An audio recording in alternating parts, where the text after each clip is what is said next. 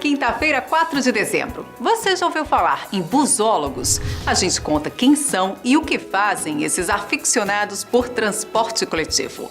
Prazo para o recadastramento do INSS termina dia 31 de dezembro. A mobilização de voluntários na arrecadação de alimentos para entidades beneficentes. E tem ainda o humor contagiante do Marmita. Notícias da Gente começa agora.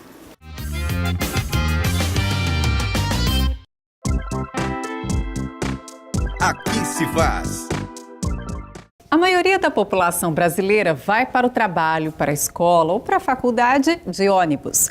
Mas além de ajudar no deslocamento de 70% das pessoas, o busão também tem gerado renda para uma turma de aficionados por transporte coletivo. Os busólogos, como são chamados, relembram a história e ainda faturam fabricando e vendendo miniaturas de ônibus. Um deles é um cearense, um calcaiense, que a gente vai conhecer. Aliás, a Renata conheceu, né, Renata? Conheceu, foi na última semana. A oportunidade de falar. Gente, que trabalho bem feito. Eu fiquei impressionada com a riqueza de detalhes de cada peça. Como é que ele faz uma pesquisa para produzir aquelas peças? O senhor Sérgio, ele já é apaixonado por ônibus desde criança, na verdade. Começou a fazer na adolescência, aí começou a trabalhar numa empresa de ônibus e aperfeiçoou a busologia, no caso, né? Que ele apaixonou. Busologia. Eu confesso que eu nunca tinha ouvido falar desse termo. Tanto que o nome da empresa dele é Serbus, que é um ônibus também ligado à busologia, né? Então, ele faz miniaturas assim, são bem grandes. Os preços variam entre 100 e 130 reais, o menor 100 reais, o maior 120, outros de 130. E ele faz para vender, geralmente quem compra são colecionadores, são apaixonados mesmo pelo ônibus, né? Para lembrar de empresas antigas que já foram extintas. Acho que tem aquele amarelinho escolar, né? Não, esse não. Esse é urbano e esses que rodam no interior. São empresas que foram realmente extintas. Teve empresas lá que eu nunca vi, uma Pinheiro, que rodava aqui no interior do Ceará, nunca vi na vida. Então são esses apaixonados mesmo.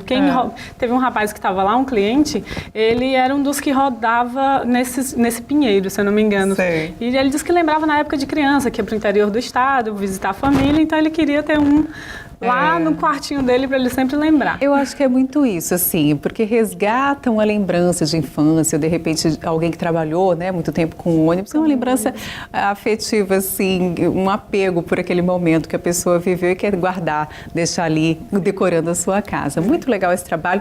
Vamos acompanhar a reportagem.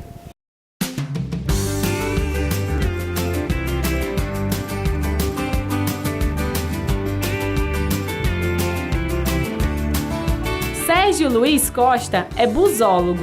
Busologia é o termo utilizado para designar a atividade geralmente praticada como hobby, do estudo do ônibus e dos assuntos relacionados a esse tipo de veículo. No caso de Sérgio, é uma profissão.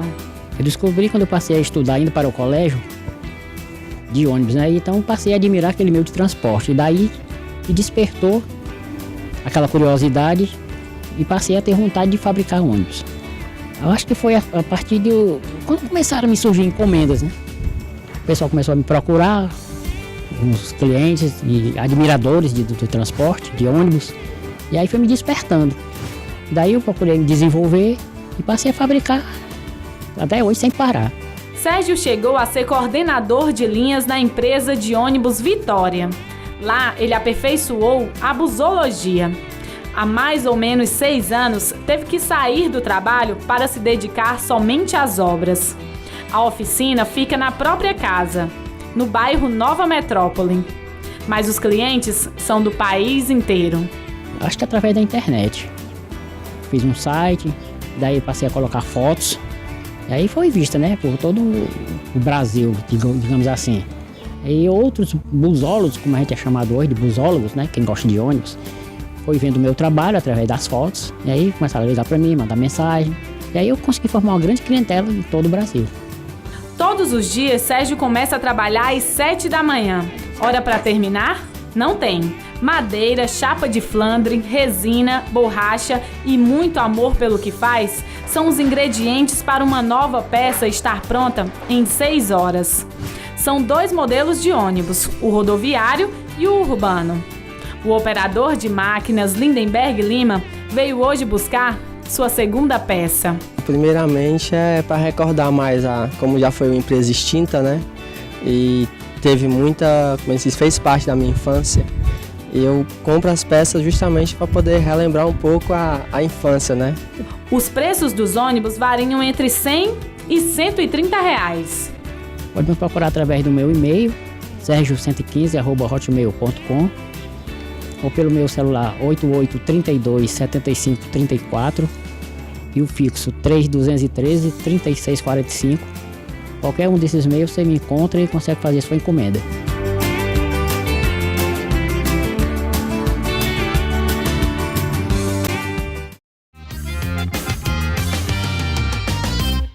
E agora uma orientação para aposentados e pensionistas. Cuidado para não perder o prazo para recadastramento no INSS, que termina dia 31 de dezembro. Quem não renovar a senha e provar que está vivo corre o risco de ficar sem o dinheiro da aposentadoria. Para fazer o recadastramento, não é preciso ir até agências do INSS. Basta comparecer ao banco onde é feito o pagamento, levando um documento pessoal com foto.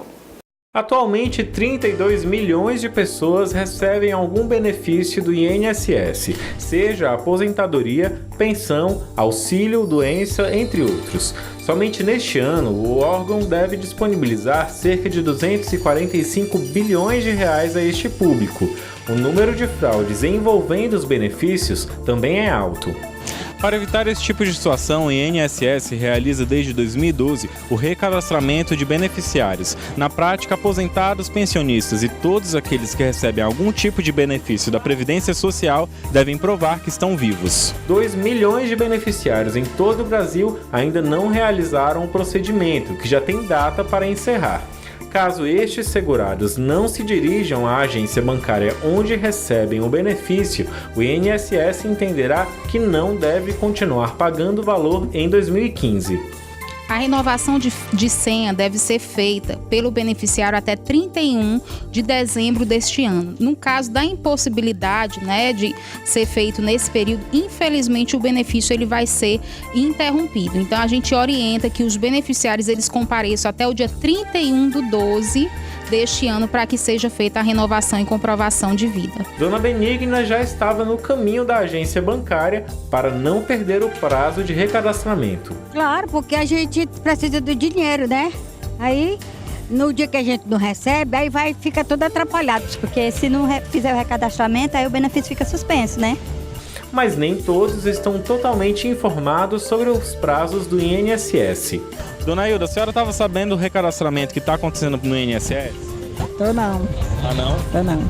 Até o dia 31 de dezembro, a senhora tem que comparecer a uma agência bancária onde a senhora recebe para poder fazer o cadastramento. Agora que a senhora está sabendo, a senhora vai fazer? Até o dia 30? 31 de dezembro. 31 de dezembro.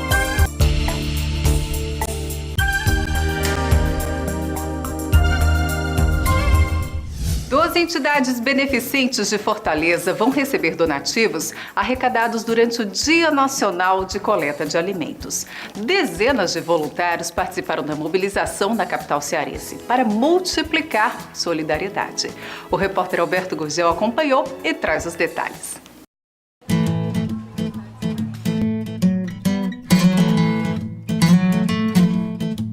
Divididos em 3 mercantis da capital cearense, os 70 voluntários da ONG Companhia de Obras abordavam clientes e convidavam a participar da arrecadação de alimentos.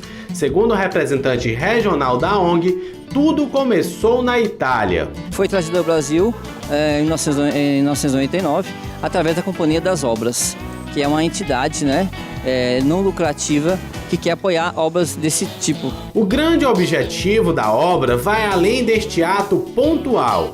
Além disso, é uma proposta educativa, em que as pessoas que vêm até o mercado, elas têm a oportunidade de fazer um encontro com outras, certo?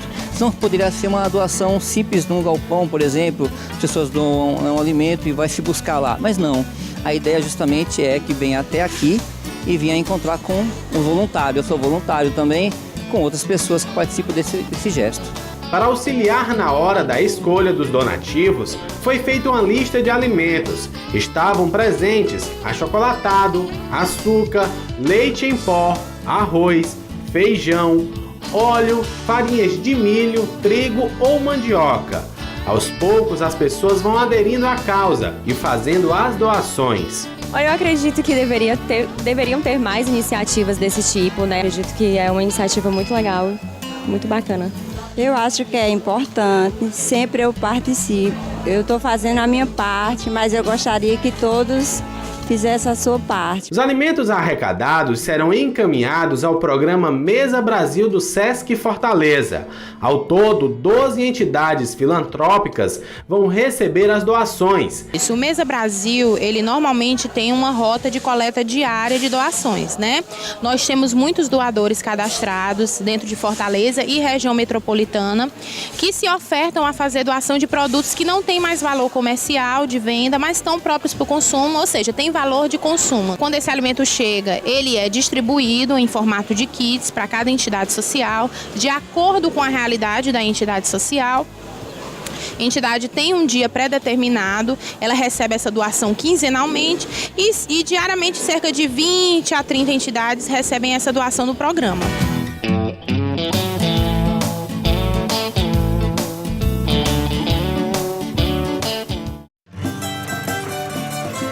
Aqui tem trabalho.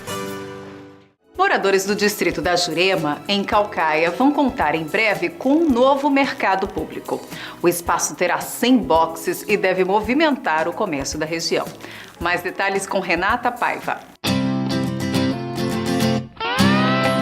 Uma nova opção para compras de frutas e verduras está em fase de conclusão. É o mercado da Jurema. Lá funcionarão mais de 100 boxes. Os permissionários já estão cadastrados. Em torno de 200 boxes. Esse cadastro é antigo. Antes mesmo de iniciar a obra, a gente fez um estudo de demanda e estão todos esses cadastrados lá na Secretaria de Patrimônio. No local serão gerados centenas de empregos diretos e indiretos, além da comodidade ao cliente. Todo mundo vai querer estar investindo. Então, tanto o comerciante vai ter um prazer de estar aqui dentro, como a pessoa que vai estar comprando vai querer comprar onde está, limpo, organizado e bem administrado. Vendedores que trabalham próximo ao mercado da Jurema acreditam que o comércio ao redor também será beneficiado. Nádia Maria Mota vende lanches em frente ao mercado. Ela acredita que fará muitos lanches depois da inauguração. Então, como eu já fico aqui, já tenho minha clientela, né? Já é um movimento muito bom. Então, tanto como vai ser bom para mim, como chegar lá, chegar no ponto que me beneficie, como eles também vão me procurar, né? A expectativa é boa, fica bem em frente, o fluxo de pessoal aqui vai ser muito grande. Esperamos que dê um bom resultado para a gente também, viu?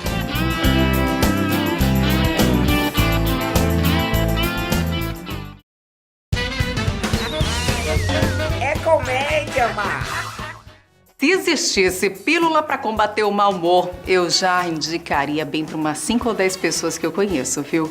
Ô perda de tempo grande é se aborrecer com bobagem. O mundo precisa é de gentileza e alegria. Está na hora de sorrir com Marmita. Opa, já estou aqui, é comédia, má!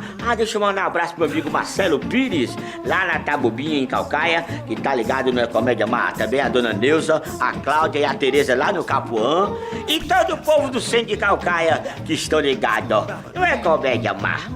O cara tava no forró e ele era muito feio, ninguém queria dançar com ele no forró. Quando ele olha pro canto, ele vê uma senhora sentadinha, só com os cotoquinhos das pernas, né? Só o joelho, porque as pernas ela não tinha. Mas ela tava lá só dançando, e ele olhou pra ela e disse: ei, você não quer dançar comigo, não? Ela disse: como é que nós vamos dançar se me faltam as pernas? Não se preocupe, eu lhe boto você no braço e nós arrastamos o forró. Pegou a aleijadinha, botou no braço e saiu lá, dançando forró. Forró tem dançou a noite todinha com ela. Quando foi de manhã, disse: olha, você foi generosa comigo. Passou a noite inteira dançando. Então, eu vou lhe deixar na sua casa. Botou ela nos braços e levou. Quando ele ia caminhando pelo matagal, ia passando assim, perto de uma árvore chamada mangueira. Um pé de mangueira. Ela disse: espera aí, vamos dar uma paradazinha aqui? já que nós passamos a noite dançando, que tal se nós fizesse amor aqui agora? Eu disse, mas como?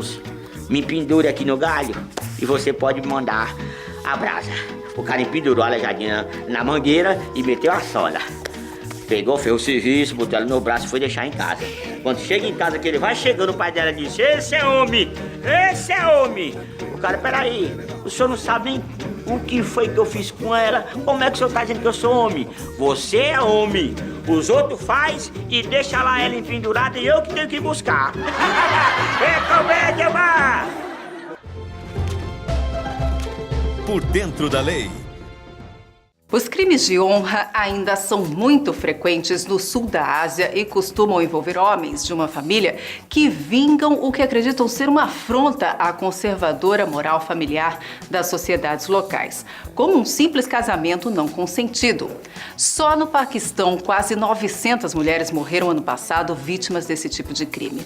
Vamos saber agora o que diz a legislação brasileira sobre esse assunto.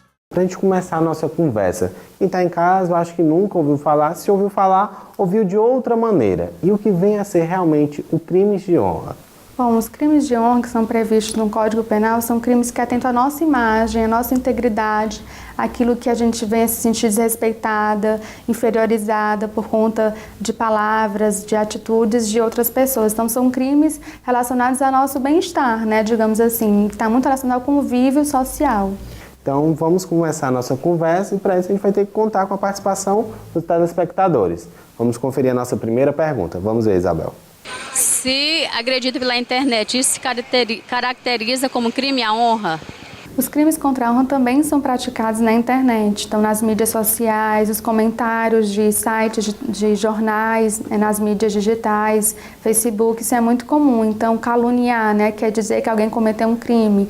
Você afirmar isso numa mídia social, na internet, a pessoa ofendida pode sim denunciar esse fato. Então, é muito comum hoje em dia crimes de honra eles serem muito mais presentes na internet. Eu preciso de testemunha para provar que fui ofendido? Crimes de honra, eles admitem várias provas. A testemunha é muito importante, mas tem alguns casos, por exemplo, que seja algo na internet. Você pode copiar, tirar uma foto daquela imagem, já vai servir como prova de que você foi caluniado, ofendido contra a sua honra, a sua integridade moral. Então, mas se na vizinhança, né, alguém comete esse crime, você também pode indicar como testemunha pessoas para comprovar que ouviram essa atitude da pessoa que ofendeu e também pode contar como testemunha.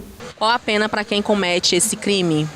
No caso de calúnia, quando você imputa um crime a alguém, diz que alguém cometeu um crime, você pode ser julgado e condenado à detenção de 6 meses a 2 anos mais a multa, né? E se você caluniar também os mortos, é algo que pode agravar a sua penalidade. No caso da difamação, isso já é um pouco menor, de 3 meses a 1 ano. E a difamação, que é você dizer que alguém usar de palavras de baixo calão e na comunidade ferir aquela imagem, também tem alguns agravantes, né? Quando você faz isso com servidores públicos.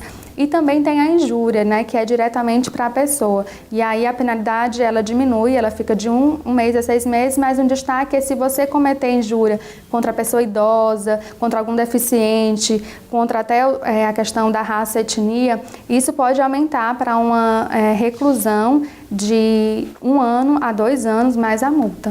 Doutor, como devo agir se for vítima desse crime? É importante denunciar, então você procurar a delegacia mais próxima de você e relatar o fato. Se tiver alguma comprovação, algo escrito, uma carta, uma foto, ou então mesmo uma impressão do Facebook, da mídia social, você pode levar como prova. E aí você denuncia para a delegacia e também pode procurar um núcleo de mediação, como eu coloquei. Inclusive, algumas parcerias de delegacias encaminhando para núcleos de mediação. O importante, de fato, é você denunciar para tentar parar esse processo de ofensa, né, que você vem a sofrer. E para você que acompanha o quadro Por Dentro da Lei, até a próxima. Emprego Aqui. Terminam já segunda-feira as inscrições para o concurso da Defensoria Pública da União. Ao todo, são 58 vagas para Defensor Público Federal de segunda categoria, com remuneração de R$ 16.489. Para concorrer, é preciso ter registro na Ordem dos Advogados do Brasil e, no mínimo, 3 anos em atividades jurídicas. Inscrições pelo site www.cesp.unb.br. Fique por dentro. A Universidade do Trabalho Digital está com 693 vagas em aberto para 11 cursos gratuitos de capacitação. Tem curso de iniciação digital, aperfeiçoamento digital, suporte e manutenção de computadores. As aulas começam dia 12 de janeiro e os alunos devem ser alfabetizados e ter, no mínimo, 16 anos de idade. As inscrições são feitas na própria sede da UTD, no prédio do Cine São Luís, centro de Fortaleza. O candidato deve levar RG, CPF e comprovante de endereço. A gente fica por aqui, mas amanhã tem muito mais informação, orientação médica e dicas culturais. Lembrando que na fanpage Notícias da Gente no Facebook, você pode rever as reportagens do programa. Muito obrigada pela companhia e até mais.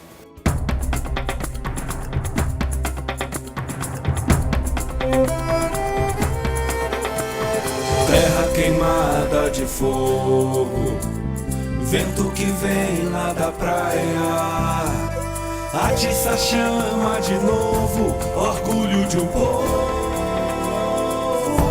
Eu sou de Calcaia.